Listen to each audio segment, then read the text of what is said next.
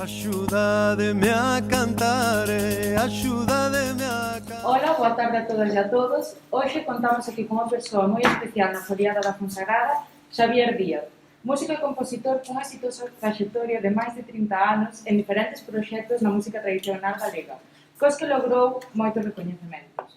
Benvido a Fonsagrada, Xavier. Moito ben. Eu chamo Manuela e vou presentar os seus compañeros e compañeras de primeiro de bacharelato do IES Ponte en Alguén. Estes son Igor, Carmen, Paula, Iago, Sabela, Iria e Lucía. E agora van a comenzar coas preguntas. Como ben dixo a miña compañera Manuela, son Sabela, e para comenzar a entrevista eu tiñanse dúas preguntas. Quen son as adufeiras de Salitre e como xurdiu o nome do grupo? A primeira pregunta mellor era que vos postaran elas directamente. Son unhas tipas que se cruzaron na miña vida, digamos que na miña carreira musical, de unha maneira ata certo punto casual, e que acabaron formando unha especie de colectivo, un grupo coral, tamén de unha maneira un pouco casual. Eran alumnas que viñan a unhas aulas que eu daba de percusión, nomeadamente de pandeireta, máis que nada, non? Pero tamén de pandeira e algún outro instrumento de música, de percusión, de música tradicional, como o adufe ou o pandeiro cuadrado, que de alguma maneira resposta á túa segunda pregunta.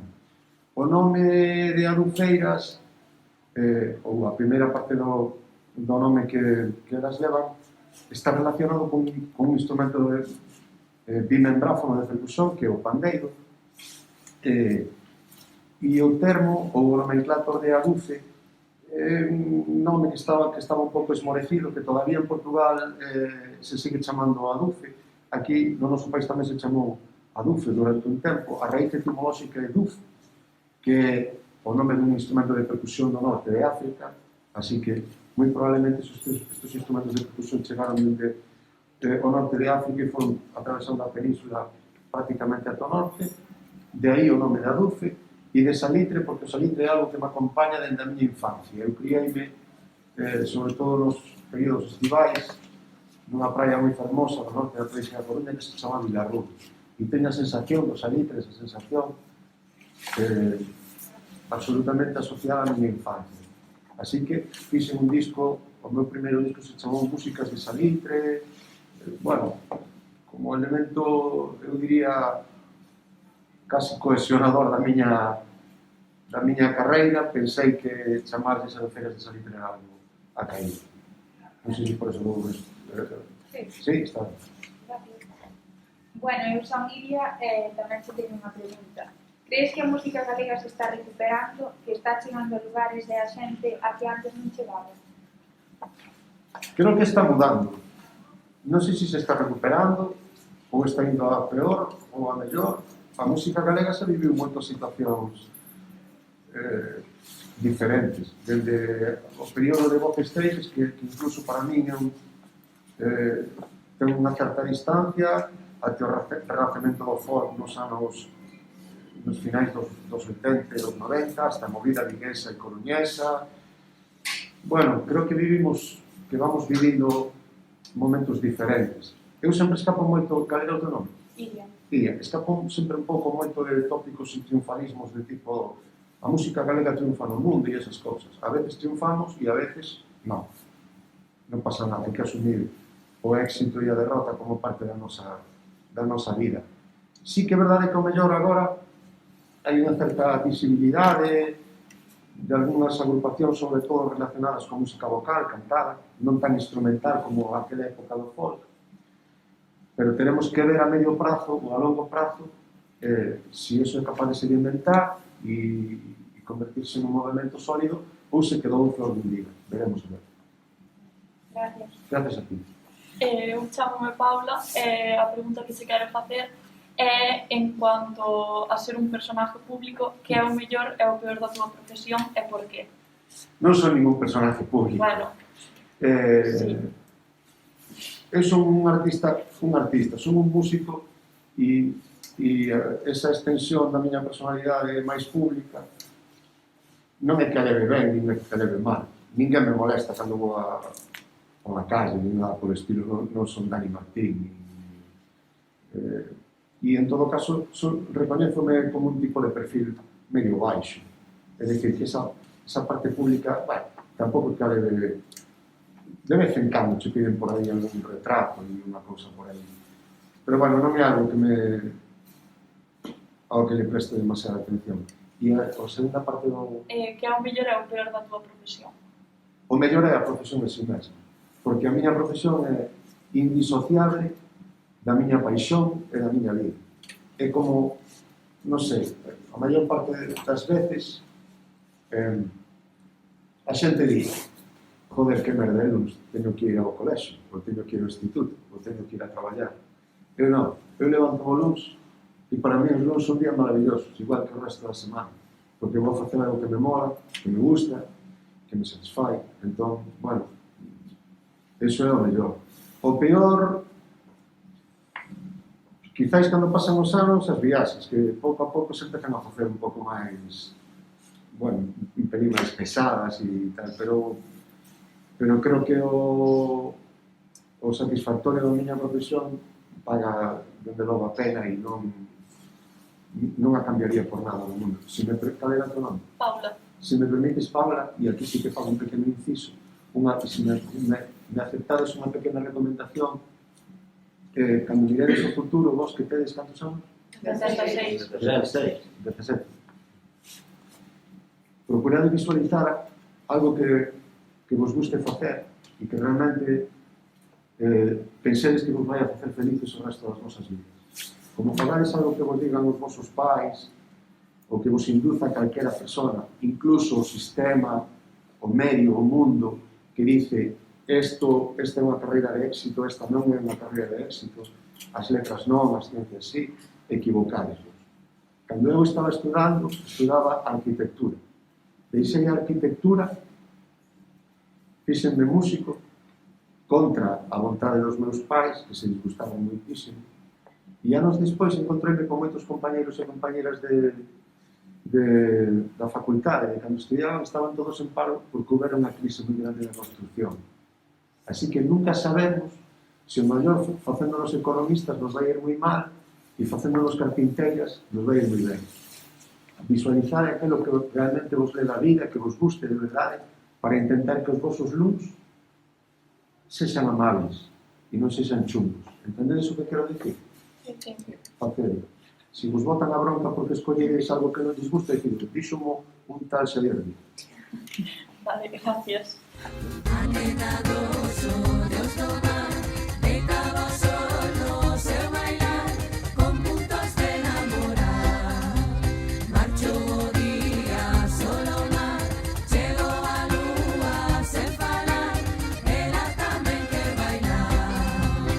Bueno, eu son Igor, queria preguntar-te qual foi o momento máis feliz da tua carreira musical. É difícil esa pregunta, Igor. Alguna, verdade? Foron moitos, entón é difícil. O meu debut con Berrogueto en Coruña, na miña cidade, no meu teatro preferido, no Rosalía de Castro. De todas maneiras, espero que moitos dos concertos coas Adufeiras, en lugar a dúbidas, un que facemos todos os anos na Sala Capitol de Santiago, que sempre é moi especial. En todo caso, espero que o meu concerto máis especial este todavía por chegar. O seu, O que sexa hoxe. Estaría igual, sí. Bueno, eu son Carmen e gostaríame preguntarche como te sintes antes dun concerto, se sigues estando nervioso ou se sentes a mesma emoción que sentías no primeiro. Bueno, a mesma que o primeiro non, porque eu teño que recoñecer que nos primeiros anos da profesión a min invadironme moitísimas dúbidas sobre se eu valía para isto. Eu que sabía que me gustaba, non? Pero non tiña certeza de que pudera dedicarme profesionalmente porque tiña un pánico escénico importantísimo, que moitas veces me atenazaba e de alguma maneira dificultaba, bueno, a propia profesión. Pasei no mal, ao principio non pensaba que non me iba a a facer nunca ese momento de entrar no escenario, ver tanta xente, poñerme nervioso, e como xestionar eso me costou un certo traballo.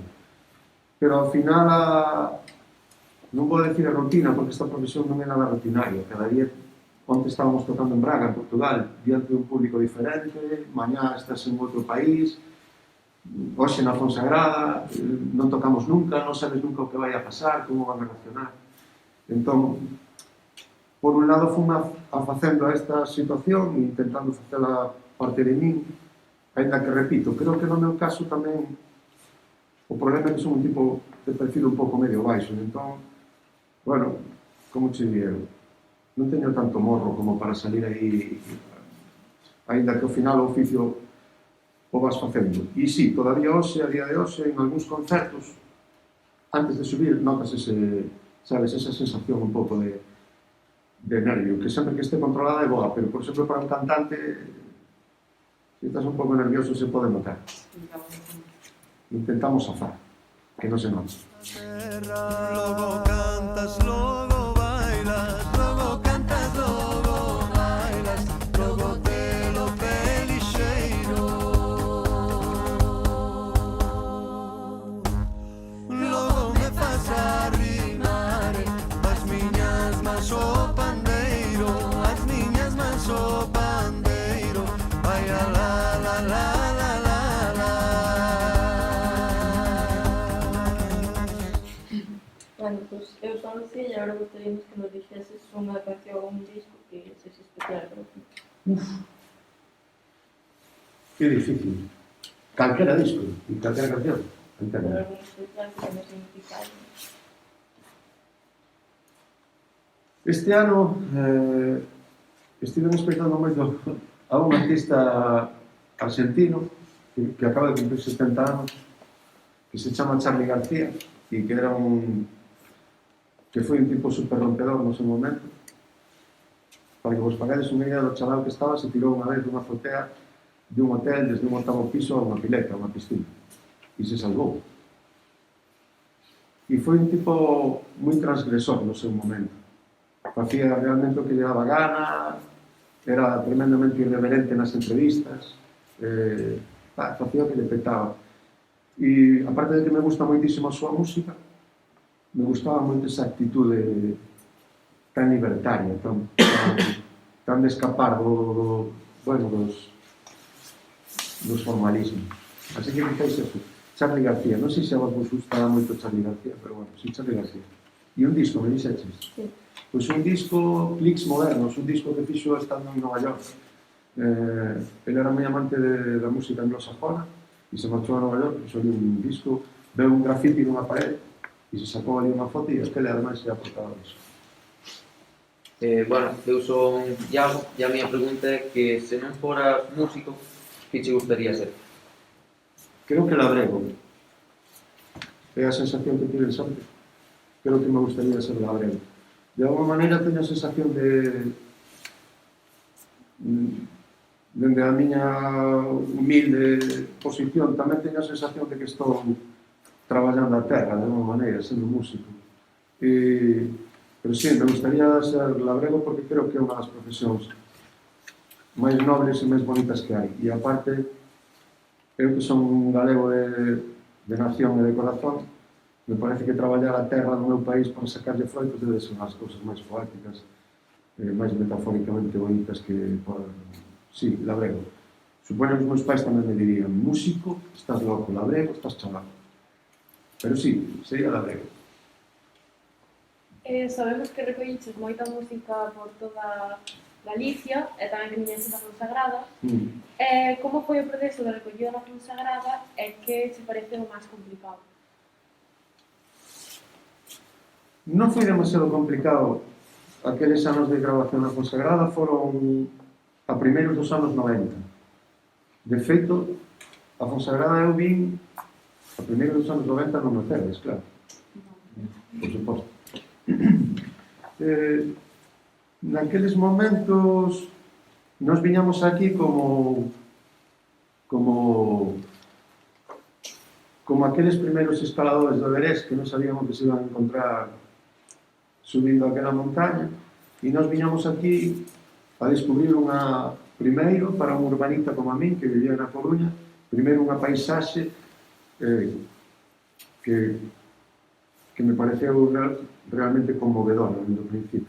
Dende que subía da Fontaneira para arriba, cada val, cada montaña, me atravesou desde o principio, me pareceu un lugar extraordinario, maravilloso, máxico e, bueno, como si viaxara a outro país. Logo, os recordos que teño son os recordos relacionados coa humanidade da xente, con toda a xente que coñecín, que foi moita, moitos lugares, Brañeda, Golpilleira, Ceresilo, Santa Xuliana, Pacios de Mourisco, Buela de Carballido, nomes que están asociados á miña propia vida, porque por ali estiven con moita xente que vene por aquí, gaiteiros extraordinarios, dos que me sorprendí, me maravillei, aprendí todo o que puiden e me din conta da realidade de que a música do meu país era moi diferente do concepto da música que eu tiña de Galicia. E teño un recordo imborrable, inmellorable. Agora, cando subía outra vez no coche, me volví a acordar outra vez de moitos dos sitios. Miña naiciña, meu corazón, vente conmigo a bailar o salón. O salón sí, o salón non. Miña naiciña do meu corazón. Miña naiciña, meu corazón, vente conmigo a bailar o salón. E para rematar, a pregunta máis comprometida. Non sei se sabes que todas as semanas chegan autobuses de turistas a Fonsagrada para comer o noso polvo á feira. A nós dixéronnos que che gustaban moito os percebes, así que toca che escoller. O polvo á feira da Fonsagrada ou os percebes. Lembra que se escolles mal, aínda podemos subir a aposta cunha butelada. Bueno, eu digo. Eu digo. 400 de percebes para empezar, un pulpo a feira e para acabar o pelo. Compras, non? Bueno, sí. E despois un infurigesto ou algo deso. Algo dese estilo. Moitísimas grazas, foi un placer poder contar contigo nesta entrevista e esperamos que o pases moi ben na foliada. Gustaríanos tamén agradecer aos nosos profes que nos axudaron moito nesta actividade e o Museo da Fonsagrada por permitirnos estar hoxe aquí. Antes de marchar, gustaríanos darnos unha agasallo. Non o merezo, pero bueno. Que bonito. Este é o mellor agasallo. Mel para un cantante, además. Maravilla. Pensei que me ibades dar ao abrigo da vosa colega, que me encanta. Mozo. É un abrigo chulísimo. Vendesmo. Eu comprei. No Mersca. En el Mers. Bueno, se me permitides para rematar, vou a insistir en esa idea que intentei transmitirvos, de que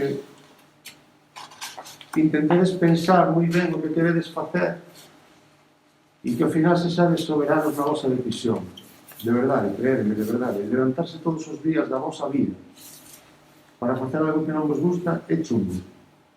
E despois tamén me parece que é moi importante, ou polo menos últimamente pensei e reflexionei moito niso, que pensedes que se mañá, polo que sexa, empezades unha carreira e non vos gusta e tedes que plantar ao primeiro ano, ao segundo ano, ou unha profesión, que non pasa nada porque cambieres, que non hai ningún problema por cambiar, que non hai ningún problema por equivocarse e por volver a tomar unha decisión para reconducir unha vida que é moi longa para facer algo que non vos guste. Dígolo dentro do corazón porque vexo a moita xente infeliz sabes, no día a día, con este rollo de mirar o reloj para marchar, de levantarse e pensar que que son uns desgraciados porque é lunes. Así que pensade en facer algo que vos busque de verdade, non que porque sea algo artístico. Tampouco pensedes que as actividades artísticas son guais del Paraguai e que te levantas o lunes e todo é maravilloso. Hai moito sacrificio, moita dedicación. Pero se me aceptades o consello, facede o o que penséis que vos vai a facer felices. E nada máis que o futuro é vosso, facedevos con el, e que facedes moita falta e que moitas gracias. Logo me faz arrimar as miñas mans o pandeiro, as miñas mans o pandeiro, vai alá.